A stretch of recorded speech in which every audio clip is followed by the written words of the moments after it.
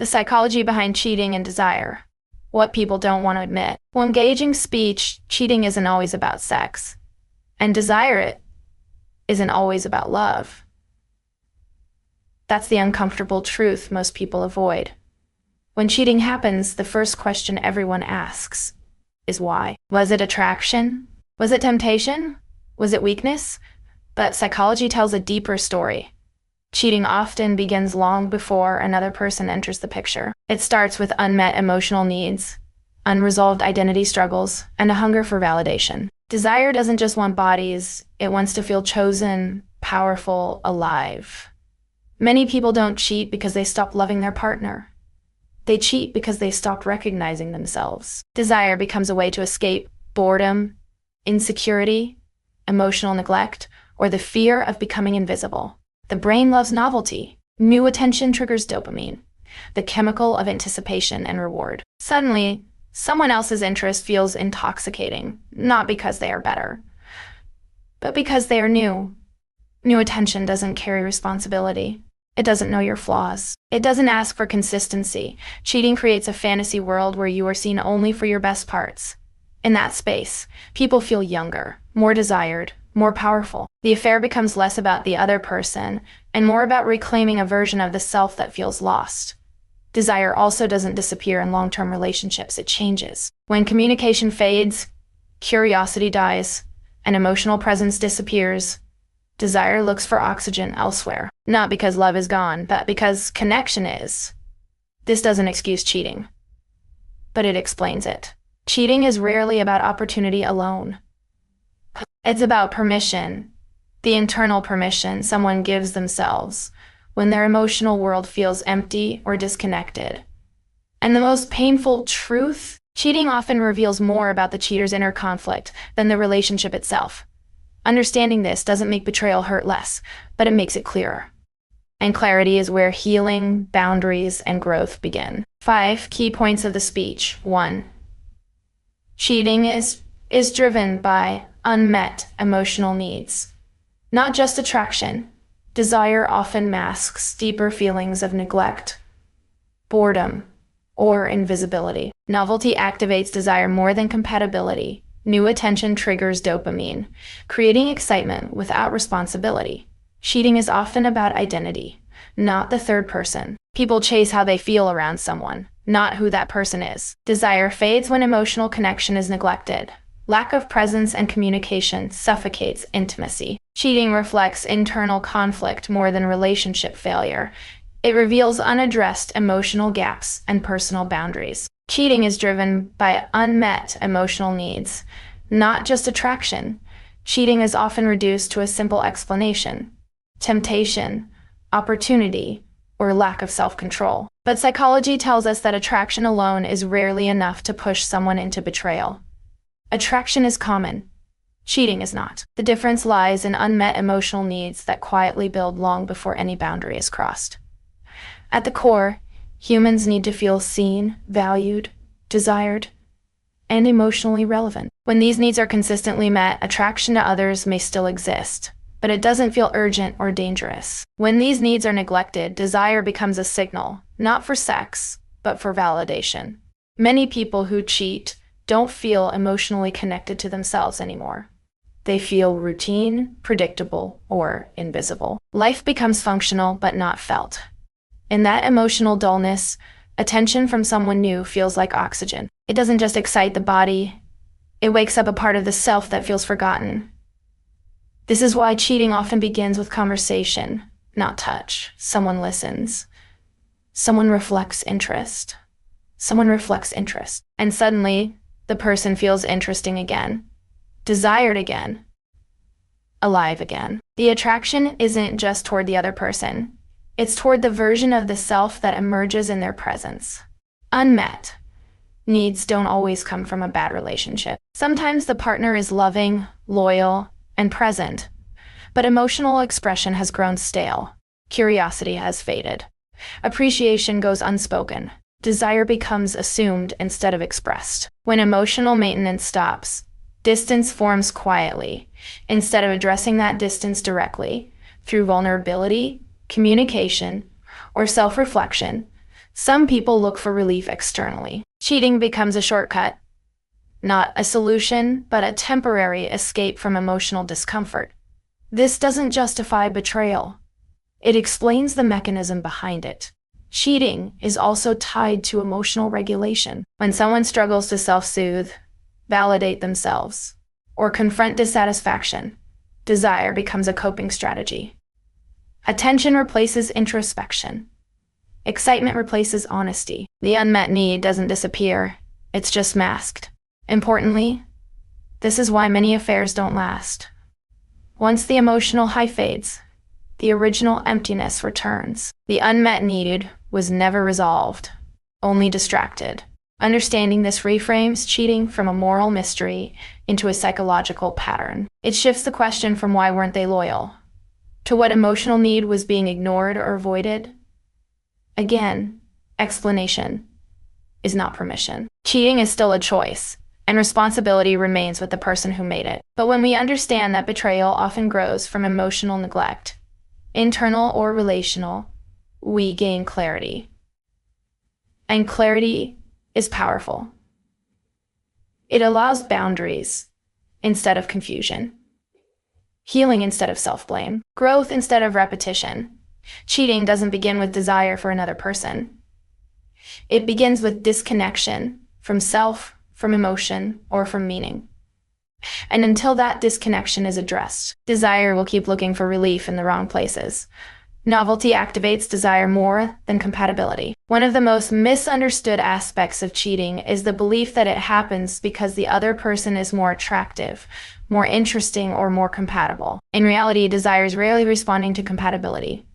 It's responding to novelty. The human brain is wired to notice what is new. Novelty triggers dopamine, the chemical responsible for anticipation, excitement, and motivation. Dopamine doesn't ask whether something is healthy, sustainable, or meaningful. It only asks whether something feels different and rewarding. This is why new attention can feel intoxicating, even when it comes from someone who, objectively, isn't a better match. In long-term relationships, familiarity becomes the norm. Routines form. Predictability increases. Emotional safety grows, but dopamine naturally declines. This isn't a failure of love. It's a normal neurological shift. But when people don't understand this shift, they misinterpret the loss of excitement as loss of desire. Then novelty appears. A new person doesn't know your habits, flaws, or insecurities. They see you without history. Their attention feels clean, effortless, and validating. You don't have to negotiate, repair, or maintain. You only have to show up. The brain lights up because novelty removes responsibility. This is why cheating often feels exciting rather than complicated at first. The novelty bypasses reality. There are no shared bills, unresolved arguments, or emotional labor. The desire is pure stimulation, not connection. Compatibility, on the other hand, is quiet. It doesn't create spikes. It creates stability. It's built through communication, shared values, emotional alignment, and mutual effort. But compatibility doesn't flood the brain with dopamine. It regulates the nervous system. And regulation feels boring to a brain addicted to stimulation. This is also why people sometimes cheat even when they are happy. Happiness doesn't prevent novelty seeking if emotional awareness is low. If someone relies on external stimulation to feel alive or valued, novelty becomes irresistible. Importantly, novelty creates illusion. The other person appears perfect because they haven't been tested by time, stress, or conflict. Desire fills in the gaps. The brain projects qualities that may not exist. This projection collapses once reality enters, which is why many affairs fall apart when they're exposed. Understanding this helps remove one of the most damaging myths around cheating, that it means the betrayed partner wasn't enough. In most cases, cheating says far more about the cheater's relationship with stimulation, boredom, and self-regulation than about the quality of their partner. Novelty excites. Compatibility sustains. Desire driven by novelty burns fast and fades quickly. Desire grounded in compatibility may feel quieter, but it has depth, endurance, and safety. Cheating isn't proof that compatibility was missing. It's often proof that novelty was mistaken for meaning. And when people learn to recognize that difference, desire stops controlling them and starts making sense. Cheating is often about identity, not the third person. One of the biggest misunderstandings about cheating is the assumption that it's about the other person. People ask, who were they? What did they have that I didn't? But psychologically, cheating is rarely driven by who the third person is. It's driven by who the cheater feels like when they are around them. At its core, cheating is often an identity crisis. Over time, people change. Roles solidify. Someone becomes the responsible one, the provider, the caretaker, the parent, or the dependable partner. These roles are necessary, but they can quietly erase parts of the self that once felt alive, playful, spontaneous, desired, powerful, or seen. When those parts go dormant, desire doesn't disappear. It goes searching. The third person often represents a mirror, not of who they are, but of who the cheater used to be or wishes to feel like again. Around them, the cheater may feel attractive, interesting, bold, admired, or emotionally visible. The desire is not directed outward, it's directed inward, toward a version of the self that feels lost. This is why affairs are often fueled by fantasy. In the affair space, the cheater isn't burdened by history, expectations, or responsibility. They get to show up as a lighter, more idealized version of themselves. The third person doesn't challenge their flaws or hold them accountable. They only reflect back what feels good. Cheating becomes less about intimacy and more about self-reclamation. This also explains why many people feel confused or ashamed after cheating. Once the affair ends or reality intrudes, the illusion collapses. The cheater realizes they weren't chasing the other person. They were chasing a feeling, an identity, a sense of vitality. Importantly, this identity hunger doesn't come from nowhere. It often develops when people suppress needs, desires, or emotions for too long. When self-expression feels limited, desire becomes an act of rebellion. Cheating becomes a way to say, I still exist. This doesn't mean the relationship caused the betrayal.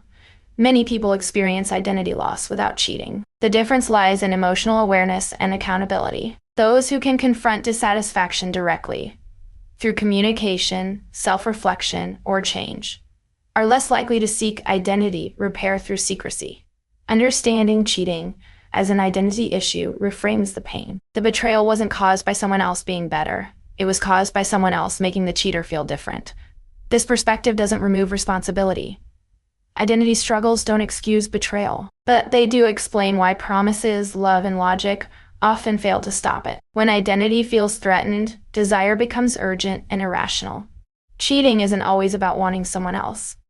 It's often about wanting yourself back. And until people learn to reclaim identity through honesty rather than secrecy, desire will continue to find expression in destructive ways.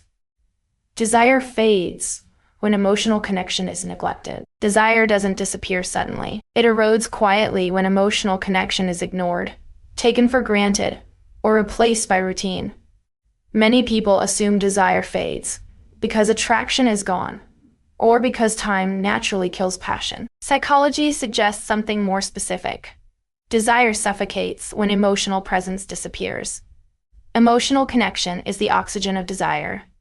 In the early stages of relationships, curiosity is high. People ask questions, listen closely, and respond emotionally. Attention is intentional. Desire thrives in that space because feeling emotionally seen activates safety, excitement, and bonding at the same time. Over time, many relationships shift into efficiency. Conversations become functional. Presence becomes partial. Attention is divided. Partners assume understanding instead of practicing it. Nothing dramatic goes wrong, but emotional attunement fades. When this happens, desire doesn't vanish, it goes dormant. Desire needs responsiveness. It needs to feel received, mirrored, and acknowledged. When emotional bids are missed, when feelings are dismissed, unheard, or postponed, the nervous system begins to disconnect. The body may still be loyal, but the emotional channel weakens. This is why people can feel lonely inside a relationship. When emotional connection is neglected, Desire looks for stimulation elsewhere, not because someone wants to betray, but because the nervous system is seeking regulation and aliveness. Attention from another person suddenly feels intense, not because it's deeper, but because it's present. Importantly, this process is often unconscious. People don't wake up planning to disconnect. They adapt to stress, responsibility, and familiarity. Emotional neglect is rarely intentional, but its effects are real. Another key factor is emotional safety. When someone doesn't feel safe expressing needs, disappointment, or vulnerability, desire shuts down. Emotional suppression creates distance. Desire cannot coexist with chronic self-silencing. This also explains why some people cheat despite still loving their partner. Love can exist without desire if emotional connection has been neglected. Love is memory and attachment. Desire is responsiveness and presence.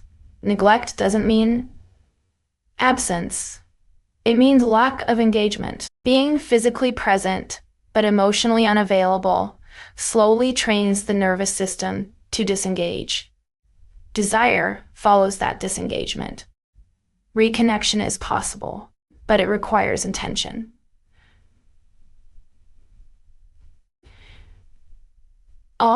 Emotional presence must be rebuilt through curiosity, listening, and mutual responsiveness.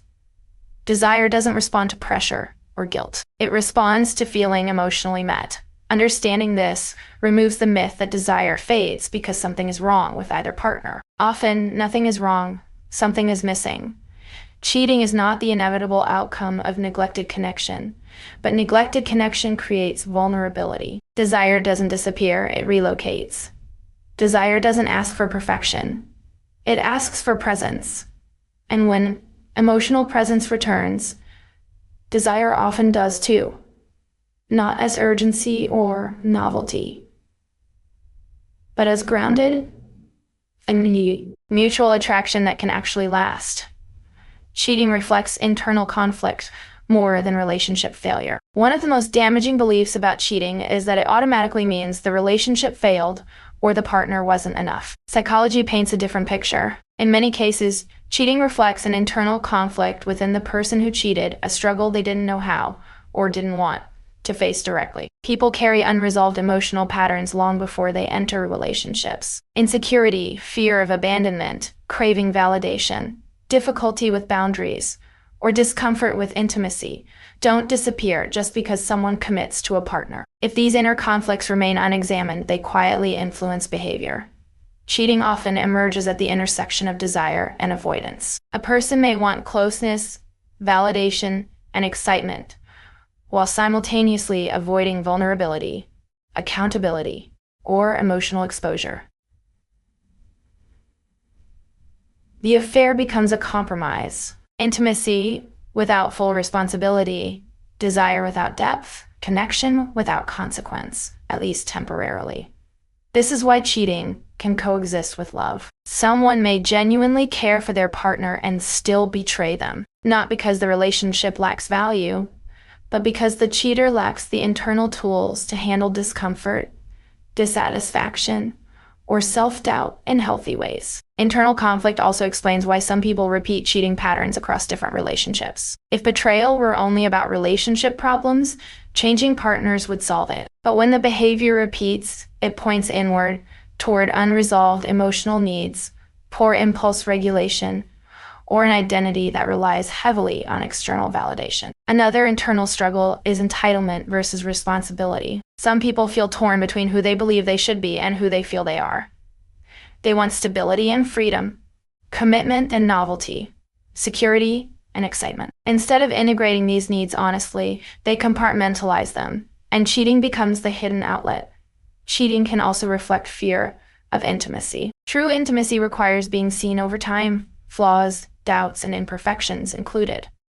Affairs offer the illusion of closeness without long-term exposure. When intimacy feels threatening, desire finds safer expression in secrecy. Importantly, recognizing cheating as an internal conflict does not minimize the pain it causes.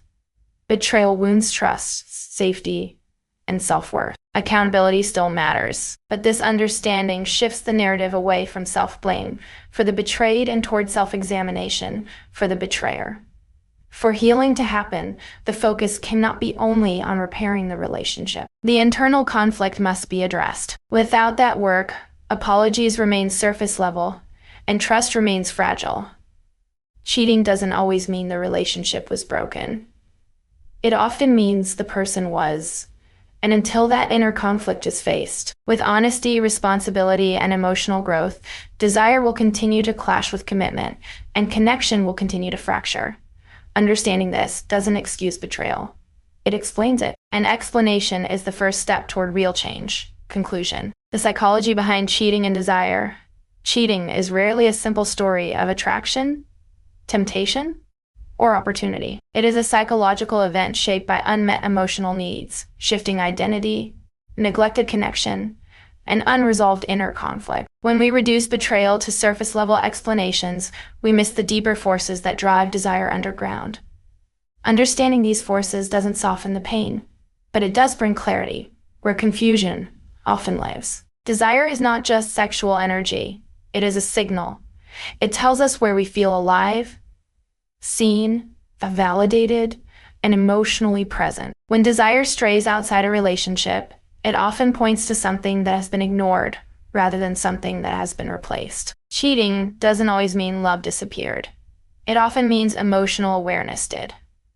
At the center of many betrayals is a struggle with identity. People cheat not because someone else is better, but because someone else allows them to feel different, younger, admired, powerful, or emotionally visible. This longing for self-reclamation becomes dangerous when pursued through secrecy instead of honesty. Desire turns destructive when it becomes a substitute for self-understanding. Neglected emotional connection and unresolved inner conflict create the perfect environment for betrayal. When people don't feel safe expressing needs, doubts, or dissatisfaction, desire seeks expression elsewhere. Affairs offer intensity without accountability, but that intensity collapses once reality returns. What remains is damage, guilt, and the realization that avoidance only deepens the wound. Real healing, whether individually or within a relationship, begins with responsibility and awareness. Cheating cannot be undone, but it can be understood. And understanding is what transforms repetition into growth. When people learn to face desire honestly, communicate needs openly, and reclaim identity without secrecy, desire stops being a threat and becomes a guide toward deeper connection. Thank you and goodbye note. Thank you for taking the time to listen, reflect, and think deeper about desire, betrayal, and human psychology. If this conversation helped you see relationships with more clarity and less judgment, then it served its purpose. Until next time, stay curious about your emotions, honest with your needs, and intentional with your connections. Thank you, and goodbye.